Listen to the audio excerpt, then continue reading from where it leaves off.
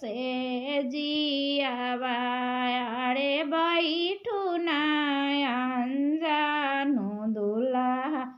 फूल केरे से जिया कैसे में बैठू सासु फूल केरे से जिया बारे पापा लोगवायो से भीजे पाँचो पहरे रतिया रे चाचा लोगवा ओ से भीजे पाँचो पहरे राती राउरा पापा हो जी के भेजब मेरे छातवा अरे छातवा के ओते ओते साजी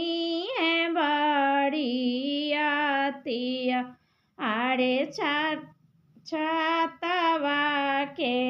ओते ओते साजी है बड़ियातिया।